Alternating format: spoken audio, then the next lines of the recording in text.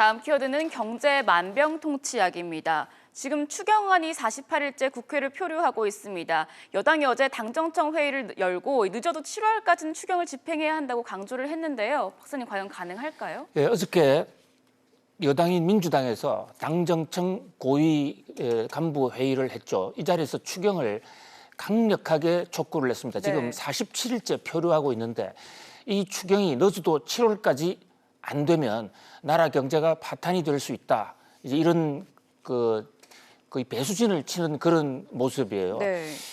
자, 그런데 과연 추경이 우리 경제를 모든 문제를 살려줄 만병통치약이 될까라는 것에 대한 경제학계의 반론도 적지가 않습니다.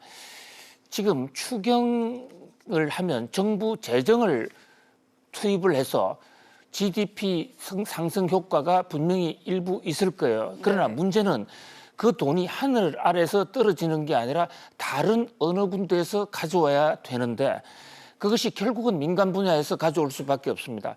민간의 그것이 재벌들로부터 법인세를 걷든지 아니면 시장에 나가서 국채를 발행해서 정권 시장에 자금을 끌어가든지 추경을 6조 7천억을 집행한다는 것은 어느 다른 한쪽의 돈을 가져가는 것이에요. 네. 자, 그런 면에서 현재 지금 KDI는 추경의 경제 효과가 0.1% GDP를 0.1%포인트 올린다고 그러는데 단기적으로 0.1% 올릴 수는 있어도 민간에서 돈을 빼나가면 결국 민간의 GDP 상승 효과가 상쇄돼서 전체적으로 경제가 하방할 수도 있다라는 그런 우려도 있거든요. 네.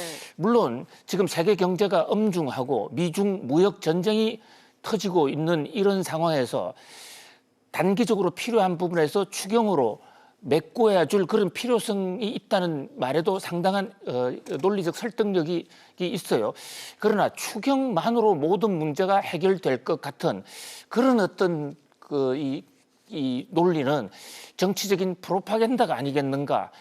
마치 야당이 추경을 반대하기 때문에 한국 경제가 파탄 상태에 들어갔다는 것은 모든 이 경제적 책임을 야당에 돌리기 위한 것이 아닌가. 국회를 정상화하기 위한 수단으로서 추경을 활용하고 있지 않냐는 그런 지금 지적까지도 나오고 있어요. 네. 물론 야당에서도 이런 정치적 프레임에 얽매이지 않도록 이런 억울한 누명을 쓰지 않도록 하기 위해서라도 추경 문제에 대해서 전향적이고 적극적인 조처를 취해야 될 것으로 보입니다. 그냥 무조건 국회를 안 여는 것보다는 추경의 경제적 타당성에 대해서 논리적으로 토론도 하고 대책도 세워야 될 것으로 보여요. 가장 큰 문제는 추경을 하느냐 안 하느냐가 문제가 아니라 추경을 가지고 조달한 6조 7천억을 가지고 그 돈을 어떻게 쓸 것이냐. 네. 그것을 어떻게 경제 회복에 활성화를 시킬 것인데 동력으로 만드는 것이 더 중요하지 않냐 하는 것이 경제학계의 충고입니다.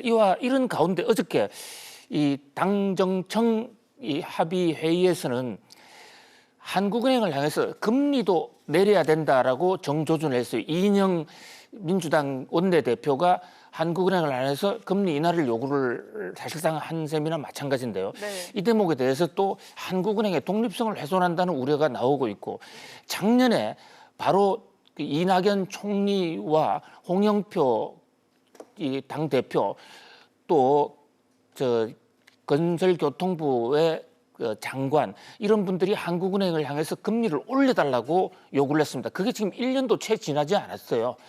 부동산 경기를 막기 위해서는 한국은행이 금리를 올려야 된다고 했는데 지금은 또 한국은행을 향해서 금리를 내리라고 요구하고 있습니다. 금리 문제는 한국은행에 맡겨두는 것이 한국은행의 전문성에 맡겨두는 것이 어떨까 하는 이런 생각을 해봅니다. 네, 계속해서 세 번째 키워드도 보시죠.